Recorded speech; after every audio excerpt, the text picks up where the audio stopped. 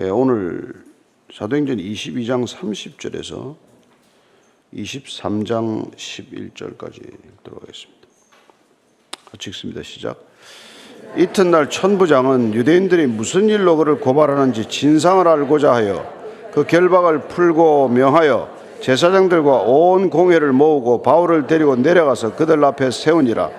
바울이 공회를 주목하여 이르되, 여러분 형제들아, 오늘까지 나는 범사의 양심을 따라 하나님을 섬겼노라 하거늘, 대제사장 아나니아가 바울 곁에 서 있는 사람들에게 그 입을 치라 명하니, 바울이 이르되, 회칠한다며 하나님이 너를 치시리로다.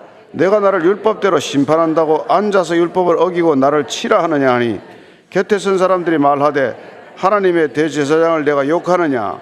바울이 이르되, 형제들아, 나는 그가 대제사장인 줄 알지 못하였노라. 기록하였으되 너의 백성의 관리를 비방하지 말라 했느니라 하더라. 바울이 그중 일부는 사두개인이요 다른 일부는 바리새인인 줄 알고 공회에서 외쳐 이르되, 여러분 형제들아, 나는 바리새인이요 또 바리새인의 아들이라. 죽은 자의 소망 곧 부활로 말미암아 내가 신문을 받노라. 그 말을 한즉 바리새인과 사두개인 사이에 다툼이 생겨 무리가 나누어지니, 이는 사두개인은 부활도 없고 천사도 없고 영도 없다 하고 바리새인은 다 있다 함이라. 크게 떠들세 바리새인 편에서 몇 서기관이 일어나 다투어 이르되, 우리가 이 사람을 보리 악한 것이 없도다. 혹 영이나 혹 천사가 그에게 말하였으면 어찌하겠느냐 하여 큰 분쟁이 생기니, 천부장은 바울이 그들에게 찢겨질까 하여 군인을 명하여 내려가 무리 가운데서 빼앗아 가지고 영내로 들어가라 하니라. 그날 밤에 주께서 바울 곁에 서서 이르시되, 담대하라. 내가 예루살렘에서 나의 일을 증언한 것 같이 로마에서도 증언하여야 하리라 하시니라. 아멘. 이 재미있는 이 사람이 로마 천부장이에요. 본인은 돈을 주고 로마 시민권을 샀다고 털어놓고 나서 바울을 굉장히 이렇게 좀 생각하는 편에 서게 됩니다. 이 사람의 혐의를 어떻게 입증해야 할 것인가. 그래서 바울의 배경을 보니까 그냥 뭐 함부로 다뤄야 될 사람이 아니고, 본인이 일방적으로 그 혐의를 찾아내기는 어렵고 해서 이 사람이 이른바 산헤드린 공회를 소집을 요구한 것이죠. 그에게는 소집 요구권이 없어요. 그렇지 않겠어요? 그러나 그 당시에 얼마나 이 공회가 휘둘렸는지는 알 수 있습니다. 어떻게 보면은 이 갈리오라고 하는 이 천부장에 의해서 이 산헤드린 공회가 소집이 되는 것이죠. 잠정적으로 뭐 정식으로 소집을 요구했다기보다도 여기서 한번 이 사람을 한번 무슨 혐의가 있는지 좀 알아봐 달라라고 얘기를 한 거겠죠. 그래서 30절입니다. 시작. 이튿날 천부장은 유대인들이 무슨 일로 그를 고발하는지 진상을 알고자 하여 그 결박을 풀고 명하여 제사장들과 온 공회를 모으고 바울을 데리고 내려가서 그들 앞에 세우니라. 그렇게 결박을 풀어주어서 그를 공회 앞으로 데리고 나가는 것이죠. 결박을 풀었다는 것은 이미 그가 로마 시민권자로서의 대접을 하고 있다는 것이죠. 결박한 채 데려가는 것이 아니라 결박을 풀었다는 것은 단순히 포승줄을 풀고 띠를 풀어줬다는 뜻보다도 그에게 자유민의 신분을 회복시켜줬다는 뜻이에요. 그래서 정상적인 아무 혐의가 없는 사람으로서 일단 그를 재판정에 세우는 거나 마찬가지예요. 1절입니다. 바울이 공회를 주목하여 이르되, 여러분 형제들아, 오늘까지 나는 범사의 양심을 따라 하나님을 섬겼노라 하거늘. 처음 입을 열자마자 그는 공회 앞에서 여러분 형제들아, 호칭이 부형들아 해서 형제들로 바뀌었어요. 대등한 입장에서 지금 얘기하는 겁니다. 그리고 오늘까지 나는 범사의 양심을 따라 하나님을 섬겼노라. 그는 오늘 이렇게 하나님께 섬겼다라고 할 때 이 섬겼다는 단어는 독특한 단어예요. 그냥 단순히 섬기는 게 아니라 이 단어에서부터 팔레틱스라는 단어가 나오는 어원이 되는 단어인데, 시민으로서 내가 다 할 바를 다 했다는 뜻이에요. 나는 한 시민으로서 내가 해야 할 바를 나는 다 준수하고 살았다, 이런 뜻이에요. 그래서 나는 하나님을 섬기는데 부끄러움이 없이 내가 살아왔다고 얘기하는 것입니다. 왜? 양심을 따라서 살았다는 거예요. 모든 일에 그는 양심을 따라서 살았다는 거예요. 오늘 이 양심이라는 말이 굉장히 중요한 의미를 지니고 있습니다. 양심이라는 말은 두 가지 마음이 아닌 줄 알죠? 양심이 아닌 거는 양심, 선한 마음이에요. 근데 이 말도 재밌는 게 이 헬라어에서는 이게 함께 보다에서 나오네. 함께 보는 거예요. 함께 보다. 함께 알다. 그러니까 양심이 두 마음은 아닌데 혼자 보는 게 아니에요. 같이 보는 존재가 있다는 것을 상징하는 것입니다. 그래서 오늘 이 사도 바울이 양심을 들고 나올 때 우리가 그리스도인이 된다는 것은 어떻게 보면 바른 양심을 회복하는 일로 우리가 이게 한번 생각해 볼 수 있다는 것입니다. 그는 과거에는 양심이 없었겠어요? 그러나 그 유대교에서 본인이 이렇게 자라나면서부터 쭉 가졌던 양심은 종교적 편견에 물들어 있어서 스데반을 죽이는데 별로 양심에 거리낌이 없는 그런 양심이란 말이에요. 그는 그전에도 아마 자기가 양심이 있다고 생각했을 것이고, 그러나 그가 예를 들어서 성령 세례를 받고 주의 일을 해가면서 그리스도인은 어떤 양심을 지녀야 되냐, 세상과 어떤 면에서 구별되는 양심인가, 여기에 주목한 것이죠. 그래서 나는 지금 양심을 따라서 내가 하나님 앞에서 부끄럽지 않게 한 인간으로서의 삶을 살아왔다라고 지금 고백하는 거예요. 이 쉽지 않은 고백입니다. 그래서 이 양심이라는 문제를 놓고 사실 사도 바울은 디모데에게도 이런 편지를 쓰고 있어요. 디모데 1장 5절입니다. 1장 5절 읽습니다. 시작. 이 교훈의 목적은 청결한 마음과 선한 양심과 거짓이 없는 믿음에서 나오는 사랑이거늘. 우리가 왜 예수 믿냐? 예수 믿는 사람들이 또 왜 예수를 믿으면서 가르침을 베푸느냐? 그 가르침의 목적은 청결한 마음. 마음이 청결한 자는 복이 있나니 저들이 하나님을 볼 것이라고 했습니다. 하나님이 왜 안 보입니까? 여러분 마음에 때가 끼었는데 무슨 하나님이 보여요? 남도 안 보이고 나도 안 보이죠. 그 다음에 선한 양심, 선한 양심, 거짓이 없는 믿음, 거기서 나오는 사랑이어야 한다 이 말이에요. 누가 사랑 안 합니까? 강도 도적들도 자기 자식 다 사랑하는데. 그러나 그런 게 아니라 청결한 마음, 선한 양심, 거짓 없는 믿음에서 나오는 사랑으로 교회는 존립하는 거예요. 그래서 교회가 교회다워지는 큰 토대 위에 하나가 이 청결한 마음과 함께 선한 양심이 있어야 한다는 것입니다. 따라서 우리가 성령으로 새로워진다는 것, 거듭난다는 것은 우리가 이 세상이 가지고 있는, 세상이 잣대가 되고 기준이 되어 있는, 그리고 스스로 양심 있다고 말하는 그런 타락한, 부패한, 만물 가운데 심히 부패한 그런 마음이 아니라 하나님께 주시는 그 마음, 아버지의 마음, 그 마음을 달라고 우리가 찬양하지 않습니까?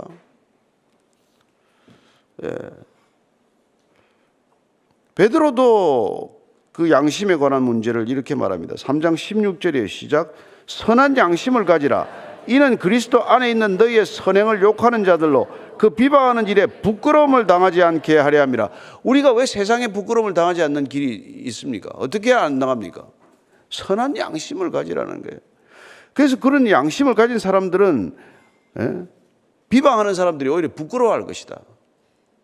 오늘날 그리스도인들이 양심이, 선한 양심이 있습니까?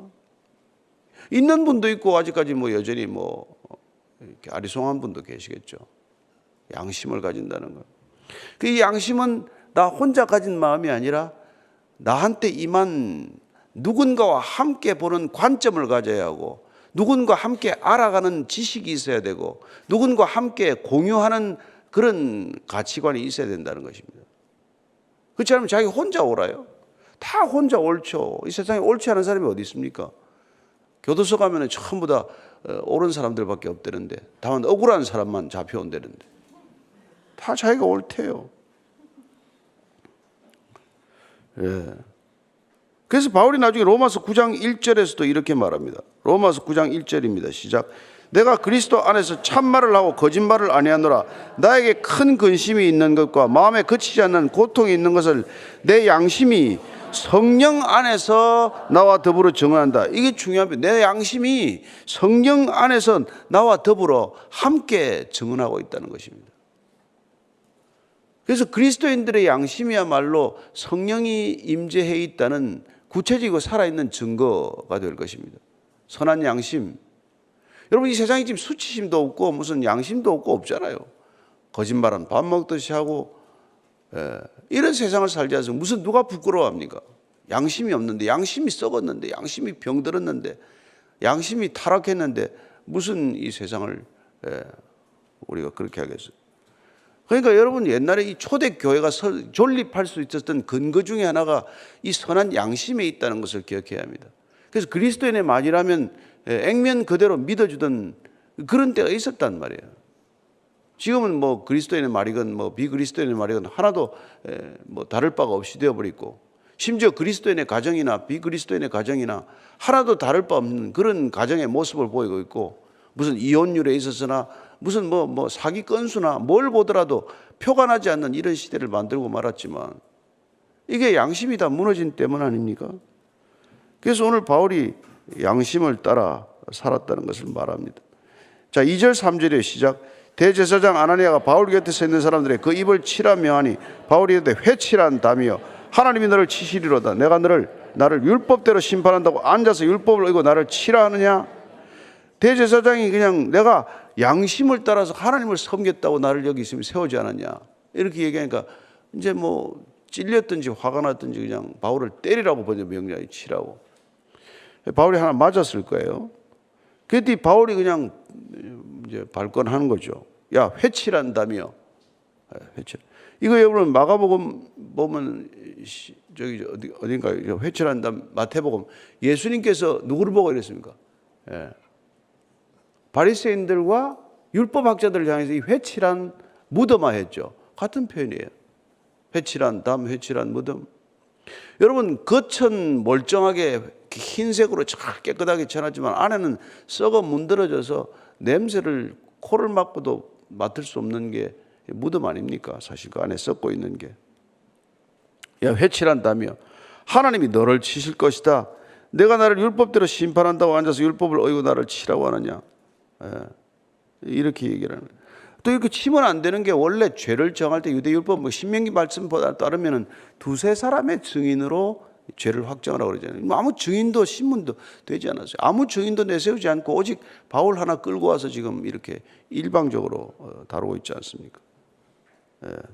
4절 5절의 시작. 곁에 선 사람들이 말하되 하나님의 대제사장을 내가 욕하느냐? 바울이 이르되 형제들아, 나는 그가 대제사장인 줄 알지 못하였노라. 기록하였을 때 너의 백성의 관리를 비방하지 말라 하였느니라 하더라. 근데 이게 지금 누구는 이래요. 아니 뭐 바울이 산헤드린 공회원이었다면서 원래, 그리고 뭐 바리새인이었다면서. 근데 어떻게 대제사장도 몰라보나? 근데 몇 가지 몰라볼 수밖에 없는 이유가 있어요. 그는 지금 거의 20년 가까이 예루살렘을 떠나 있었어요. 그리고 지금 이 아나니아라는 사람은 AD 48년부터 59년까지 제사장을 했던 사람인데 아주 세속적이고 아주 탐욕스럽고 아주 하여튼 이렇게 질이 안 좋은 제사장이에요. 성질이 불같았다고 하는 기록을 남긴 사람이에요. 그러니까 그냥 바울을 보자마자 한마디 듣자마자 발끈해서 그냥 불같이 화를 내고 그를 때리라고 명한 것이죠. 근데 이 사람 나중에 결국은 죽어요. 심판받아서. 근데 어쨌건 백성의 관리들을 비방하지 말라고 했으니까 내가 잘못했다고 사과하는 거예요. 출애굽기 22장 28절에 보면은 내 재판관과 지도자를 비방하지 말라 하는 말씀이 있으니 뭐 제사장이라고 하니 내가 사과하겠다. 근데 제사장인 줄 나는 몰랐다는 뜻이죠. 그래서 그는 어쩌면 눈에 뭐 이게 시력이 극도로 약해져서 잘 몰라봤을 수도 있고, 이게 지금 정식으로 소집된 고해가 아니기 때문에 그들이 입고 있는 의상이 평복이었다라고 우리가 추정을 할 수도 있는 것입니다. 구분이 안 되는 거죠, 누가 누군지. 6절입니다. 시작. 바울이 그중 일부는 사두개인이요 다른 일부는 바리새인인 줄 알고 공회에서 외쳐 이르되 여러분 형제들아 나는 바리새인이요 또 바리새인의 아들이라 죽은 자의 소망 곧 부활로 말미암아 내가 신문을 받느라. 이 바울이 공회를 정확히 알고 있다는 게 큰 도움이죠. 그러니까 여러분들 우리가 하나님을 믿고 나면은 우리가 이 믿기 전에 알았던 모든 것들이 파편처럼 있다가 하나님께서 그것들을 다 이렇게 유리 조각이지만은 스테인드 글래스로 만들어서 아름답게 쓰실 줄로 믿으세요. 버릴 게 하나도 없어요. 하나님 안에서는 버릴 게 없습니다. 하나님 밖에서는 쓸만한 게 없지만 하나님 안에서는 우리가 있는 깨어진 성품, 정말 남 앞에 내놓기 부끄러운 과거, 우리의 그런 허물들, 이런 것들이 하나님께서 다 아름답게 다듬어서 그걸 언젠가 쓸 수 있게 만들어 주시는 분이라는 것을 믿으세요. 그래서 뭐 보면은 뭐 과거 뭐 남들 앞에서 해도지도 할 수 없는 과거들을 다 털어놓는 사람이 있잖아요. 그래서 누군가를 위로하는 사람이 되는 것이고, 여러분 성경에 부끄러운 얘기가 얼마나 많아요. 그걸 뭐하러 감춥니까? 다 내놓잖아요. 그런데 보니까 바울이 이 공회를 보니까 사두개인과 바리새인으로 확연히 갈라져 있잖아요. 물론 대제사장은 사두개인 출신이에요. 그런데 이들은 사두개인을 주류로 한 이들의 믿음은 부활이 없단 말이에요. 그 자기는 부활 소망 때문에 이 자리에 왔다. 예수님이 부활의 첫 열매가 되었고 부활한 자들의 예수님이기 때문에 내가 부활을 전하다가 왔다고 이제 얘기를 한 거란 말이에요. 그렇습니다. 그래서 교회는 우리가 선한 양심이라고 하는 큰 지주를 하나 가졌고, 초대교회는 우리가 초대교회부터 지금까지 오는 변함없는 지주는 뭐예요? 예수 그리스도 안에서 죽은 자가 부활한다는 이 소망으로 우리가 이 교회가 지탱되어 오는 거란 말이에요. 여러분, 부활 소망 이외에 우리가 가진 게 뭐가 있어요? 무슨 소망이 있습니까? 이 땅에서 조금 잘 어떻게 되는 게 소망이라고 말할 수 있습니까? 그건 욕심이에요. 그냥 희망사항이라고. 우리의 진정한 소망은 죽은 자를 일으키신 부활 소망에 근거하는 것이고, 교회는 이 부활 소망 위에 서 있는 공동체라는 것입니다. 그래서 이 부활을 얘기했더니 그냥 한순간에 공회가 시끄러워지기 시작을 해요. 왜냐하면 부활은 항상 부딪히는 주제거든요. 그래서 지금 바리새인들과 사두개인들이 부딪히는 거예요. 물론 다수는 사두개인들입니다. 어떻게 보면 틀어지고 있는 거죠. 그러나 바리새인들은 양보할 줄 모르는 사람들이에요. 그 사람들도 적어도 교리에 관한 한 천사도 없다, 영도 없다고 하는 사두개인들하고는 그냥 접점이 없는 논쟁이 시작이 되는 것이죠. 여러분, 예수님하고도 논쟁을 벌였던 사람들 아닙니까? 마가복음 12장에 와서 또 부활 논쟁을 벌인 게 사두개인들이라는 말이에요. 예수님께서 뭐라고 문제를 냈습니까? 아니 7 형제가 있는데 큰 형이 살던 여자가 데리고 살던 형수가 있었는데, 죽으니까 큰형이 맏형이 죽으니까 둘째가 데리고 살고, 둘째 죽으니까 셋째가 데리고 살고, 그래서 7명이 다 데리고 살았는데, 죽으면 당신들 말로 죽어서 부활한다 그러면 가서 누구랑 살합니까? 나름대로 머리를 엄청 짜내가지고 질문을 만드는데 말도 안 되는 질문을, 7 형제가 차례로 죽어서 7 형제하고 다 사는 여자가 어디 있습니까 도대체? 그걸 질문이라고 하냐는 말이에요. 그걸 가지고 와서 예수님한테 부활이 없다라는 걸 증명하겠다고 그런 질문을 내시니까 하나님, 예수님께서 웃어요. 야, 죽으면 시집도 안 가고 장가도 안 간다. 걱정하지 마라. 시집도 장가도 안 간다. 그렇게 답해 주지 않습니까? 그리고 중요한데 너희들 구약밖에 안 믿거든. 이 사람들은, 사두개인들은 다른 성경 보지도 않아요. 모세오경밖에 안 믿습니다. 근데 모세오경 창세기 보면 뭐라 그래요? 아브라함의 하나님, 이삭의 하나님, 야곱의 하나님. 야, 하나님은 죽은 자의 하나님이 아니다. 살아있는 자의 하나님이다. 아브라함도 이삭도 야곱도 살아있다는 걸 말씀하시는 것이죠. 여러분 가면 만날 거예요. 좀 알고 가야 돼. 성경이니까. 나 아브라함인데 아브라함이 누굽니까? 이럴 수는 없잖아요. 산자의 하나님. 지금 우리가 살아있는 하나님이고, 우리가 부활하기 때문에 영원한 우리의 하나님, 무한하신 하나님, 영원하신 하나님, 영존하시는 하나님이 우리의 아버지이기 때문에 그 소망으로 우리가 살아가는 거란 말이에요. 이게 교회가 가지고 있는 가장 큰 기둥이란 말이에요. 선한 양심, 부활 소망. 이게 없으면 교회는 교회가 다 가졌다고 하나 아무것도 없는 꼴이 되는 거란 말이에요. 부활 소망이 아니라 무슨 큰 건축을 짓는 희망, 소망, 무슨 교육관을 하나 짓는 소망, 선교관을 하나 가지는 소망, 그런 건 소망이 아니란 말이에요. 우리가 10,000명 제자를 파송하는 이런 건 소망이 아니란 말이에요.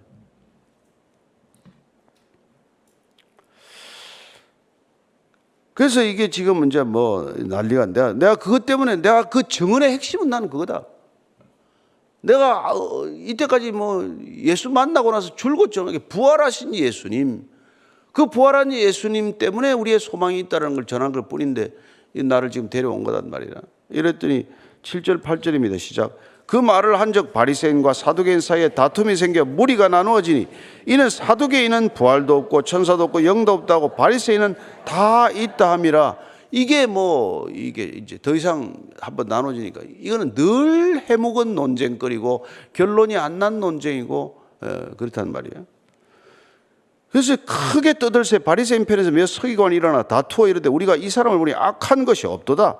혹 영이나 혹 천사가 그에게 말하였으면 어찌하겠느냐 하여 큰 분쟁이 생기니 천부장은 바울이 그들에게 찢겨질까 하여 군인을 명하여 내려가 무리 가운데서 빼앗아 가지고 영내로 들어가라 하니라. 또 여기 마찬가지.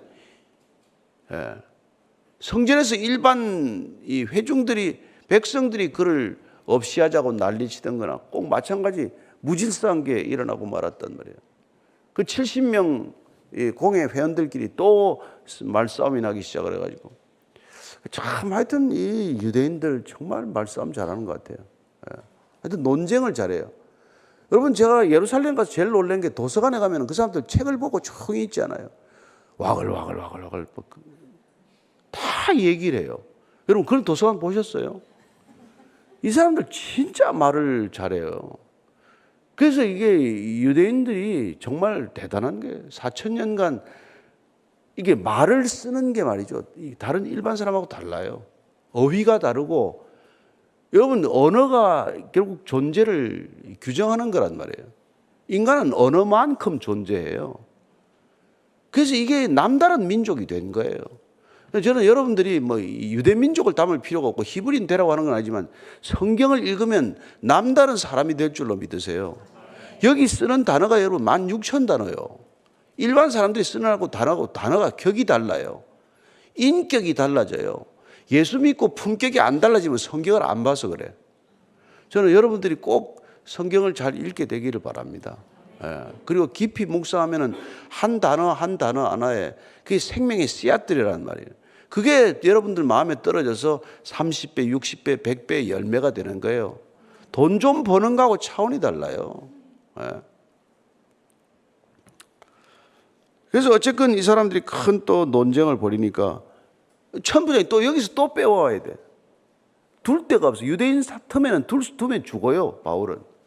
그러니까 지금 바울을 보호하는 사람은 유대인들 중에서 단 하나도 없는 형국이에요. 오직 그를 보호할 사람은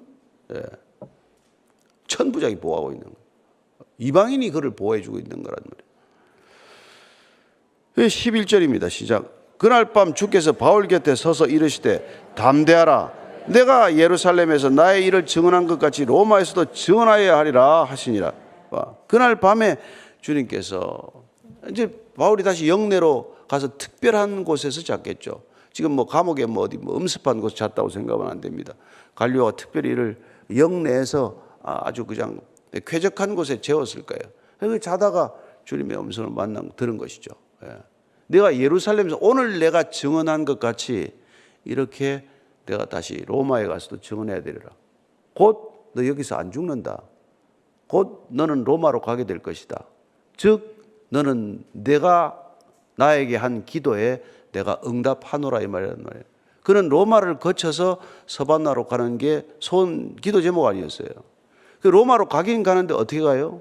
묶인 채 간단 말이에요. 내가 생각한 방법은 아니죠. 그러나 하나님께서 응답하시면 이런 일로든 어떤 형태로건 하나님이 그를 로마에 보낼 것이고 그를 누군가 앞에 세우겠다는 거예요. 내가 로마에서도 서게 되리라. 예루살렘에서 선 것 같이 로마에서도 서게 될 것이고, 내가 예루살렘에서 오늘 증언한 것 같이 로마에서도 같은 증언을 하게 된다는 것입니다. 저는 여러분들이 하나님을 증거하기 시작하면, 예수를 그리스도라고 증언하기 시작하면 하나님께서 세우는 자리에 반드시 서게 될 것입니다. 여러분들이 기도도 그렇게 하십시오. 그러면 하나님이 여러분들의 소원을, 거기다가 여러분들이 조금 살짝 엮어가지고 숟가락 하나쯤 더 얹으면 하나님이 그건 비난하지 않습니다. 하나님 조금 편하게 가면 안 됩니까? 그렇게 하면 또 체질에 맞춰서 아픈 사람은 들것에 실어서 갈 것이고 그렇게 갈 줄로 믿으십시오. 저는 하나님께서 우리의 모든 입술로 올려드리지 않은 기도도 다 알고 계십니다. 그러나 우리가 기도하는 까닭은 우리가 모르기 때문에 기도하는 거예요. 내가 나를 모르기 때문에 기도하는 것이고, 내가 말씀을 모르고 기도하는 것이기 때문에, 여러분들이 말씀을 알아가면 말씀이 곧 기도가 될 줄로 믿습니다. 말씀이 이루어지는 기도를 드리게 될 줄로 믿습니다. 말씀을 이루는 것을 기도 제목으로 삼게 될 것입니다. 그런 그리스도인들 되기를 축원합니다. 오늘 다시 한번 기도하겠습니다. 하나님 아버지, 사도 바울이 오늘 정말 공회에 섰지만은 전혀 주눅들지 않고 담대하게 부활하신 주님을 증언하고 있습니다. 하나님, 세상이 우리를 두려워해야 마땅하지 않습니까? 하나님, 우리가 세상을 두려워할 게 어디 있습니까? 좀 더 가졌고 좀 더 높은 자리에 있다고 해서 우리가 두려워할 것도 없고 부러워할 것도 없고, 하나님, 저들을 기준 삼아 살 것도 없습니다. 주님께서 저희들에게 영원한 기준 되신 말씀을 주셨음에 그 말씀이 우리 안에서 능력이 되고 기준 되게 하셔서, 하나님, 세상을 기준 삼지 않고 말씀을 기준 삼는, 그래야 초월적 가치, 이 세상을 뛰어넘는 그런 평강을 맛보는 믿음의 사람들 다 되게 하여 주옵소서. 주님께서 성령을 우리에게 보여주셔서 선한 양심 갖게 하셨사오니 어디 가서나 부끄럽지 않은 삶 살게 하시고, 어떤 곳에서도 정말 선한 양심이 비난받는 것이 아니라 오히려 그 선한 양심 때문에 살아계신 하나님이 증언되는 우리의 일상이 되게 하여 주시옵소서. 이제는 십자가에서 선한 양심의 끝이 결국은 이 악한 세상에서 순교의 자리임을, 십자가의 자리임을 선포하신 우리 구주 예수 그리스도의 은혜와 하나님 아버지의 크신 사랑과 성령의 기름 부으심이 오늘도 말씀 따라 하루를 살기를 결단하는, 그리고 오직 예수를 그리스도라고 증언하는 것에 우리의 일생을 드리기로 결단하는 이 자리에 고기 숙인 모든 그리스도의 사람들 위해, 성령의 사람들 위해, 참된 믿음의 교회 위에 지금부터 영원까지 함께 하시기를 간절히 축원하옵나이다. 아멘.